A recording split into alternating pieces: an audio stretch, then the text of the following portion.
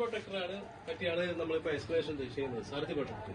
ഈ surge protector വെക്കുന്നത് എന്തിനെന്ന് വെച്ച് കഴിഞ്ഞാൽ നമുക്ക് ഫേസ് ലൈനിലോ ന്യൂട്രൽ ലൈനിലോ 3 ഫേസ് ആണ്, 3 ഫേസ് ന്യൂട്രൽ. ഇതിന്ന് ഏതിന്ന് വേണോ നമുക്ക് ഒരു സർജ് ഏത് സമയത്ത് വേണോ വരാം.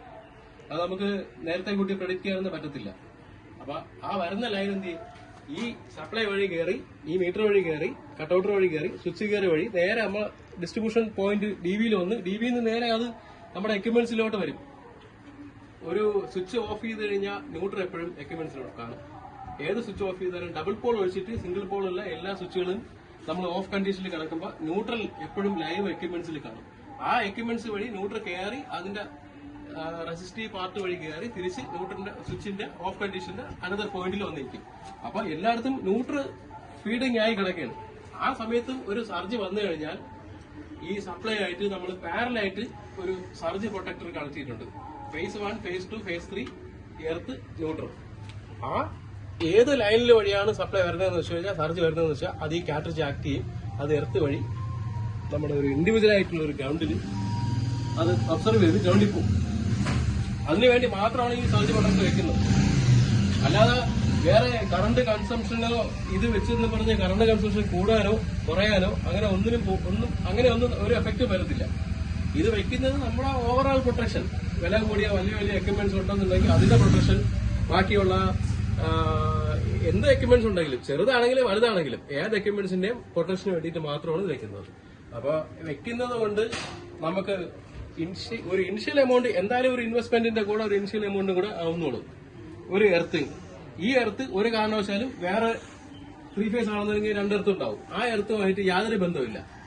ഇത് നേരെ മണ്ണ് ഈ ബിറ്റിന്റെ അകത്തുനിന്ന് ഒരു പൈപ്പ് വഴി പ്രോപ്പറായിട്ടുള്ള ഒരു കോപ്പർ മിനിമം 8 kg അല്ലെങ്കിൽ 10 kg 10 to 8 kgന്റെ കോപ്പർ നേരെ വന്ന് ഈ DB-ക്ക് അകത്ത് നമ്മൾ ഹോൾസാ കട്ടർ അടിച്ച് ആ പൈപ്പ് PVC പൈപ്പ് അകത്ത് കയറി ഇതിന്റെ ബോഡിയിൽ ടച്ച് ചെയ്യാതെ സ്ലീവ് ഇട്ട് നേരെ കൊണ്ടുവന്ന് എർത്തിങ് പോയിന്റിൽ കൊണ്ടുവന്ന് കണക്ട് ചെയ്തിട്ടുണ്ട്.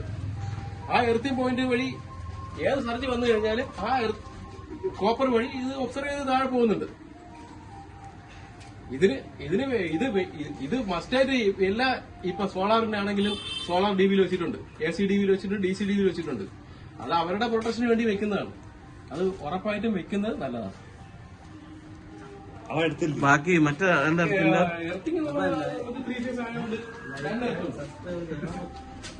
Earth bit 1, earth bit 2. ഈ എർത്ത് ബിറ്റ് 2ഉം ഇതും ചെയ്യുന്നത് ഒരു ഒറ്റ കണ്ടക്ടറിനായിട്ട് ചെയ്യണം. കട്ട് ചെയ്യാതെ ഒറ്റ കണ്ടക്ടർ. ഇവിടെ നിന്നൊരു കണ്ടക്ടർ സ്റ്റാർട്ട് ചെയ്യുന്നു, നേരെ അത് പൈപ്പ് വഴി താഴെ വരുന്നു, ആ പൈപ്പ് വഴി ഇവിടെ വരുന്നു, ബിറ്റിൽ വരുന്നു, എർത്തറാടി കണക്ട് ചെയ്യുന്നു, അവിടെ നിന്ന് കട്ട് ചെയ്യാതെ തന്നെ നേരെ അടുത്ത എർത്തറാടി പോകുന്നു, അവിടെ ബോൾട്ട് ചെയ്യുന്നു, ആ കണ്ടക്ടർ നേരെ തിരിച്ചു വരുന്നു, ഇതിലേ പാസ് ചെയ്ത് ആ വന്ന പൈപ്പ് വഴി കളക്ട് ചെയ്ത് നേരെ വരുന്നു. ഒരു ലീഡ് ഇവിടെ നിന്ന് സ്റ്റാർട്ട് ചെയ്ത് ഫസ്റ്റ് ബിറ്റിൽ കയറി അവിടെ ബോൾട്ട് ചെയ്ത് സെക്കൻഡ് ബിറ്റിൽ പോയി ബോൾട്ട് ചെയ്ത് അവിടെ നിന്ന് നേരെ ആ കണ്ടക്ടർ കട്ട് ചെയ്യാതെ തിരിച്ച് അതേ റൂട്ട് വഴി തിരിച്ചു വരുന്നു, ആ ബസ്സിൽ കണക്ട് ചെയ്യുന്നു.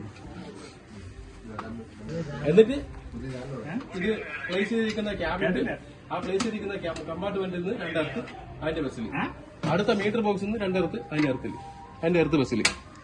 അപ്പൊ ഇത്ര എർത്താണ് നമ്മളൊരു വീട്ടിന് വേണ്ടി മെയിൻ ആയിട്ടുള്ളത്. വേണ്ടത് അത് വേണ്ടേ തീരൂ.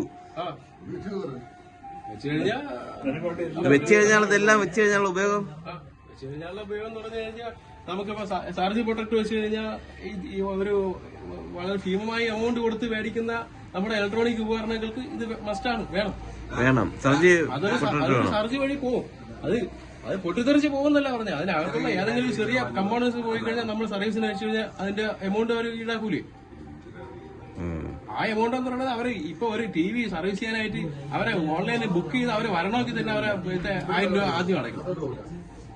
അവരെ വണ്ടി ചാർജ് ആദ്യം അടയ്ക്കണം. TV ശരിയായാലും ഇല്ലെങ്കിലും അവരെ വന്ന് നോക്കിയിട്ട് ബോർഡ് കംപ്ലൈന്റ് ആണെങ്കിലും അവരൊക്കെ 1000 രൂപ ആദ്യമേ ഓൺലൈനിൽ അവരെ പോക്കറ്റിൽ അയച്ചു കൊടുത്താലേ അവർ വരെയുള്ളൂ. അപ്പൊ ഇത് വെക്കുന്നതുകൊണ്ട് എന്തുകൊണ്ട് നല്ലതാണെന്ന് പറയണം. നല്ലതാണ്, എല്ലായിടത്തും വെക്കുന്നുണ്ട്. അതിന്റെ ഒരു എക്സാമ്പിൾ ആണല്ലോ നമുക്ക് സോളാർ DB നോക്ക്.